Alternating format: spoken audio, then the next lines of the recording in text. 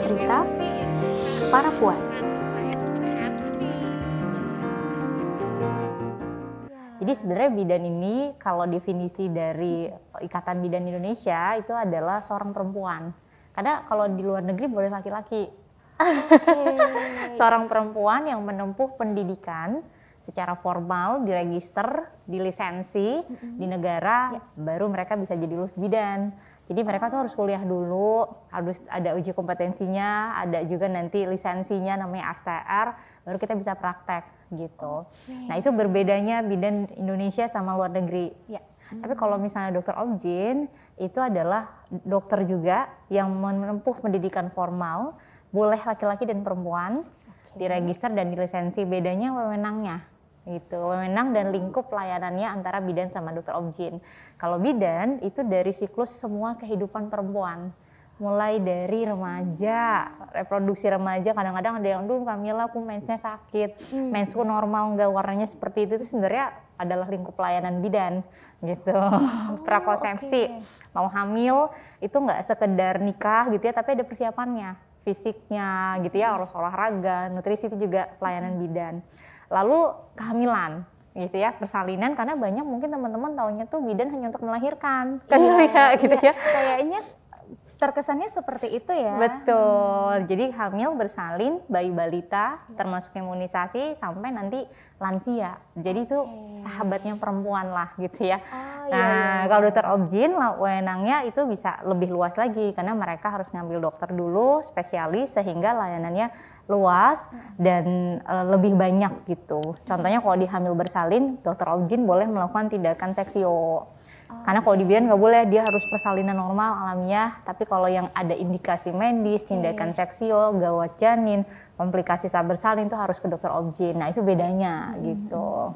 Oke, jadi kawan puan yang ditekankan di sini ya, kalau bidan itu tetap harus menempuh pendidikan. Betul. Harus ada license juga ya. Tadi Kamila udah bahkan sebutin. Ada undang-undangnya.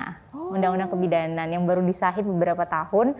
Jadi memang aku cukup bangga sih sama profesiku gitu ya, karena nggak semua profesi punya undang-undang ternyata gitu. Karena kan memang zaman sekarang mungkin banyak yang mikir ya udah ke dokter aja langsung, ke dokter Objin, kenapa harus ke bidan? Padahal sebenarnya mereka juga sama ya, menempuh pendidikan juga, ada license-nya juga, tapi memang ada hal-hal yang berbeda kayak tadi udah dijelaskan oleh Kak Mila. Dan juga kalau bidan itu berarti yang normal ya? Betul, gitu yang ya? alamiah ya.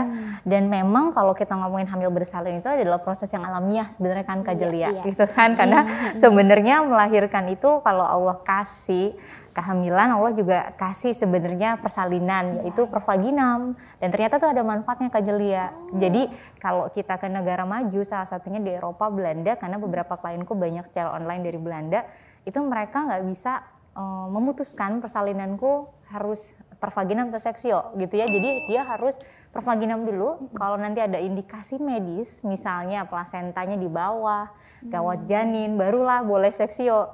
Tapi kalau di kita mungkin masih banyak PR nih. Kadang-kadang mungkin tindakan seksio bisa jadi indikasi sosial.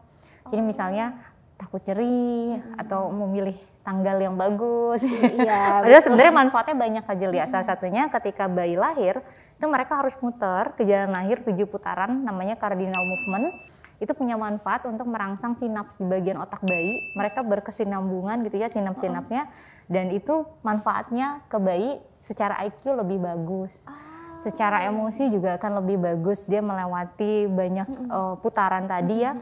Dan kalau negara maju sudah sadar nih sampai sana bahwa SDM-nya itu dimulai dari kehamilan. Gitu generasi-generasi ke depan, anak-anak muda ke depan tuh dimulai dari waktu hamil. Bahkan saya melahirkan, makanya mereka berjuang banget untuk ibu-ibu hamil dari sedetail itu gitu. Wah, ini